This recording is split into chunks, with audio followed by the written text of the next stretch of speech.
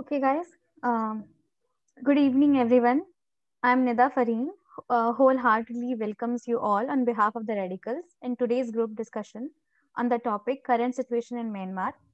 The discussion will begin from my small introductory remarks, followed by remarks and opinion from Apur.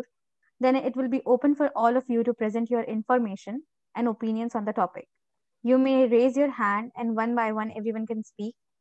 So let's get started with this very informative discussion, friends. As we all know, in the 2021, Myanmar coup began on the morning of 1st February 2021, when democratically elected members of Myanmar ruling party, the National League for Democracy, were disposed by the Myanmar's military, which vested the control in the country. The military proclaimed a year-long state of emergency and declared power had been vested in Commander-in-Chief of Defense Service. The military declared the results of the November 2020 general election invalid and stated its intent to hold a new election at the end of the state of emergency. The coup occurred the day before the Parliament of Myanmar was due to swear in the members elected at the 2020 election, thereby preventing this from occurring. President Win Myint and State Councillor Aung San Suu Kyi were detained, along with the ministers, their deputies, and member of parliament. Over to you, Apur, to cover the whole scene. Yes.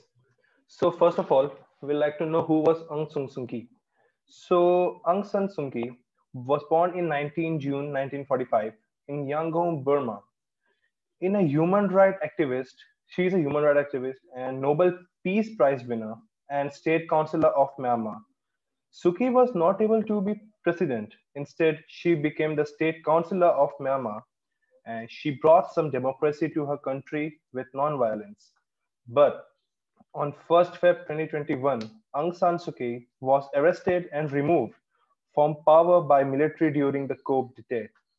The military declared the November 2020 Myanmar general elections result fraudulent, and on February 3rd, she was charged with violating Myanmar important laws. And on February 16th, Myanmar police filed a second criminal charges against her, and this time for violating the country's natural disaster law.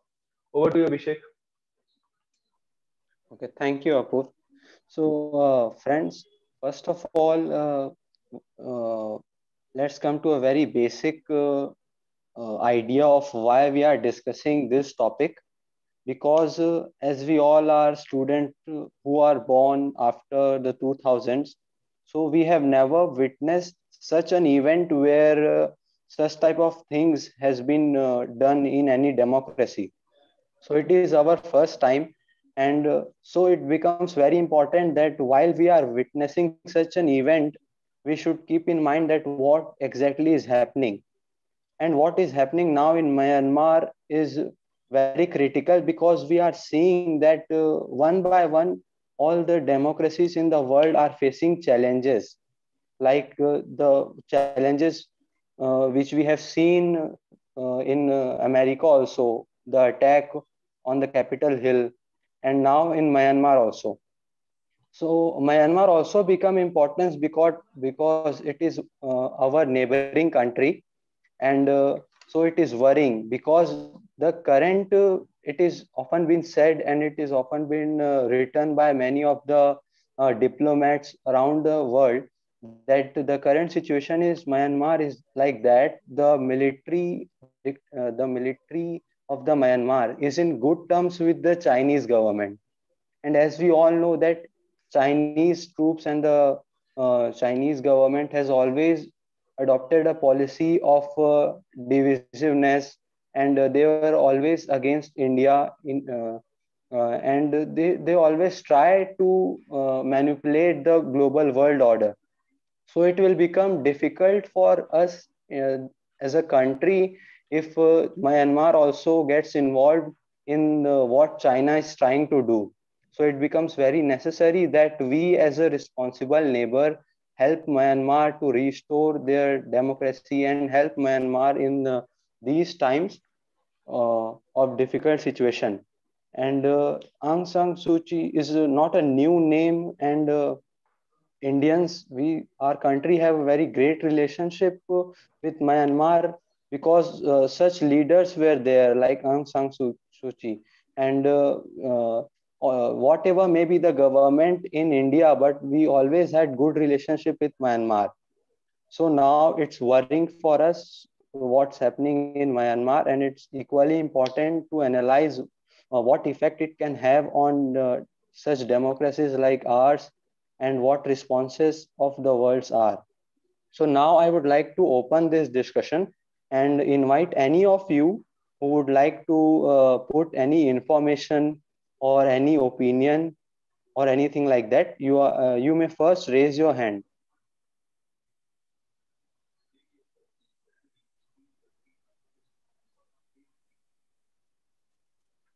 Okay, Shiva. So you can continue.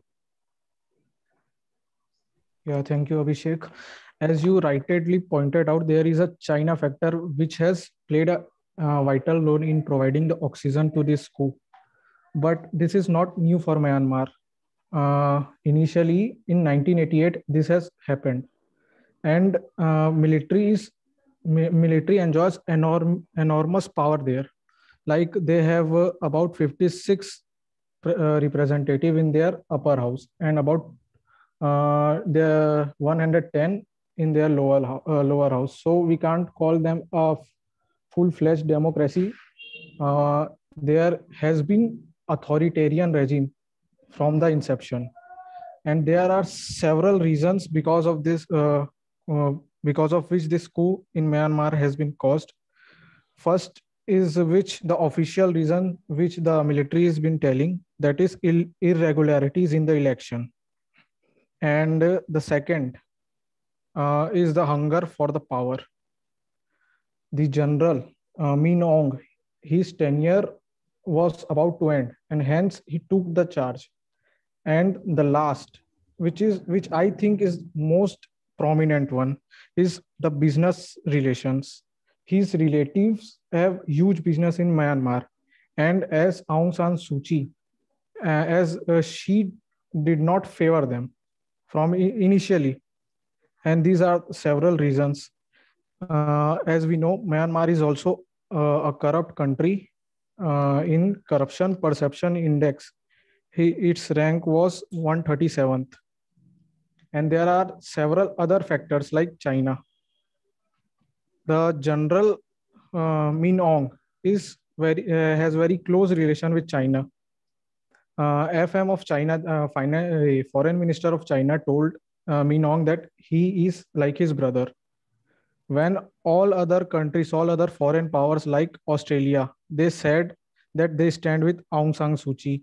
And India, I will address this later about India. China, we know UK. UK is also against this coup, and US. It wants to or it will impose sanction. And this general Min Aung has already been sanctioned by the UK, EU, and US. He can't travel to these countries. And India, as we know that this Myanmar is our neighbor, so we have to speak we have to think before speaking on it, since there is a pass called tri-section pass called Dipu Pass, which joins India, China, and Myanmar. And if we will speak against this coup, then it may happen that Myanmar will favor China, and we will again be seeing a standoff in this Dipu Pass. And we also have huge investments in Myanmar. Like this time, our foreign ministry got about 18,000 crores. And out of that 18,000 crore, 9,000 crores was to be spent on these neighboring countries. So this is how the situation is, that we can't openly condemn this, since we don't know up to how much time or how long this regime will last. That's it. Thank you. Great, Shiva. You have very well explained the global positions of the country and even the diplomatic relation of India, and how India is supposed to not actually oppose the coup openly, because as you rightly pointed out, we also have our stakes in it. So these all this, and you also very well pointed out the reason why this coup has taken down in the regime, like the irregularities and the business relations. And as you also mentioned that Myanmar has been a country where corruption has been on very high rate. So where there is a corruption, it's an obvious fact that democracies are prone to fall into an authoritarian regime. So nextly, I would request someone else who would like to present their facts and opinions. You may please raise your hand.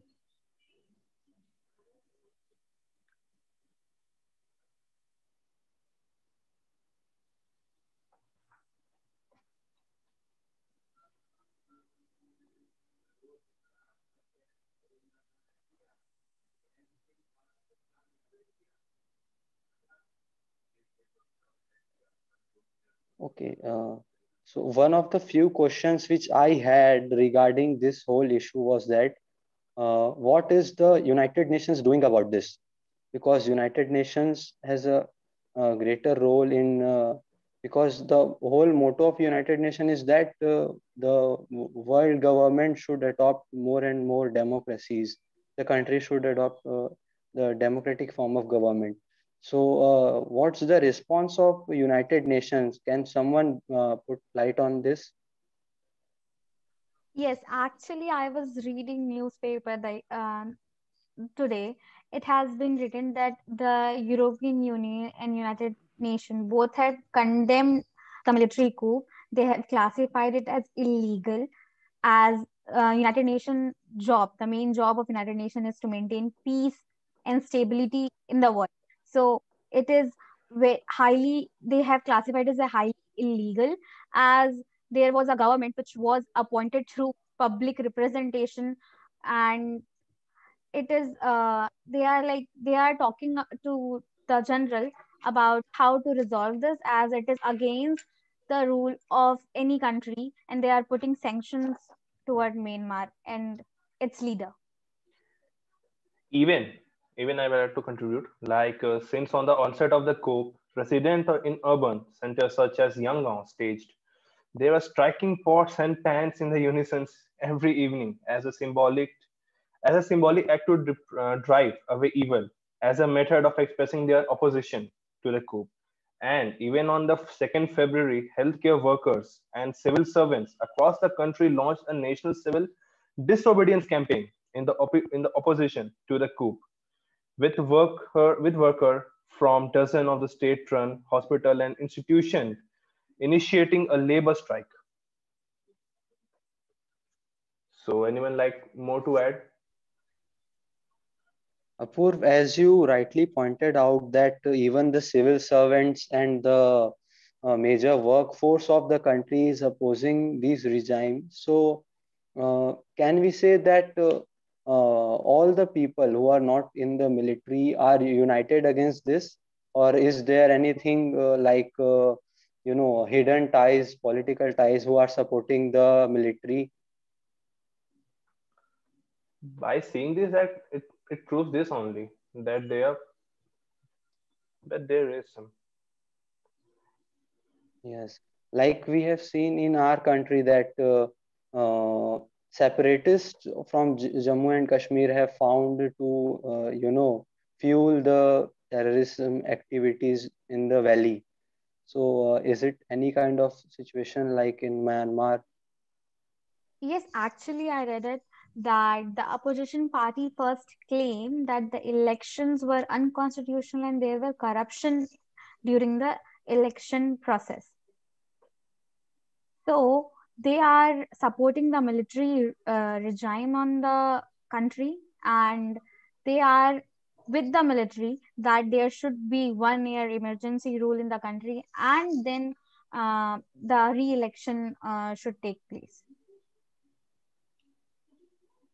So we can say there is an internal factor in it. Like there are people, or there is faction of people who are supporting the opposition the military and who are trying to wreak havoc in a democracy, we can say.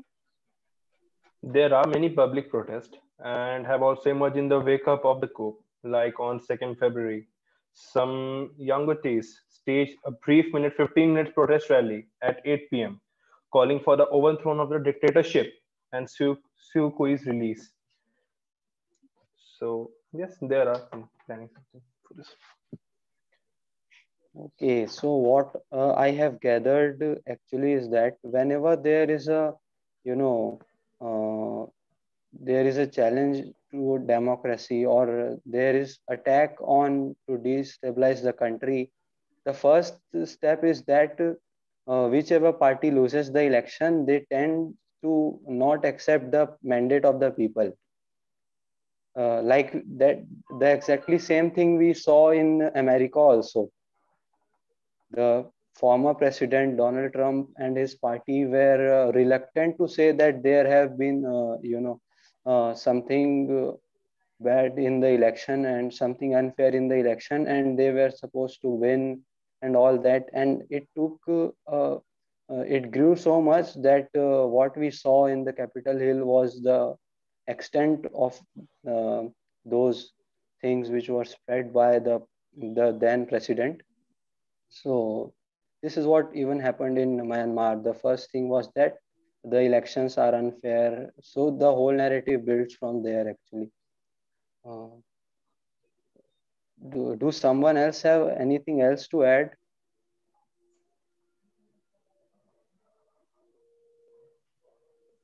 Yes, yes, Shiva, please. I just wanted to point out one thing, that this coup in Myanmar can be beneficial for us. As we know that it's a news of 15th May 2020 that Myanmar handed over 22 northeast insurgents to India. And this shows how this military of Myanmar favors India. And second most important thing which we were afraid of, that is that China factor. We had a deteriorating relation with China, but now we can see it's improving. The disengagement is going on. Plus, we are to hold this BRICS summit in India, and China has supported this. So we, and another 10 years we can see stability in this Asia, as Donald Trump is no more in White House. The thing is that we are going to have huge investments, about 60 lakh crores in India. So it will be more stable, and China too is going to invest about 12,000 crores.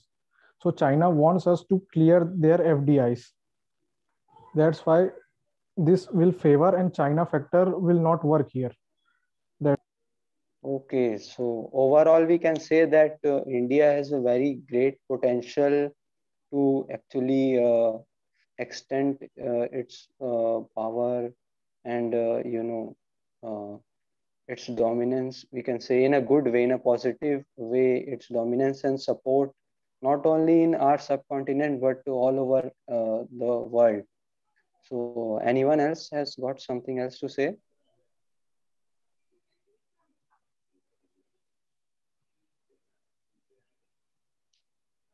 I think we have very well pointed out all the crucial things, and in such a short discussion we had a good idea of what's actually happening in Myanmar. And I think now we can conclude. Uh, what do you guys say, Purnida? Yes, Yes, Abhishek. yes. I think we have, yes, we have heard on all things. So we can conclude now. Okay, so now I would like to invite Apur to present the vote of thanks. Yeah, thank you, Abhishek. So it's really so gratifying to have you all in the session, friends. And we, the Radical family, express our heartiest gratitude to all of you for being here. And we are always welcome you for your suggestions regarding the topic for such group discussion. Thank you so much and have a nice day. Thank you, guys. Thank you so much.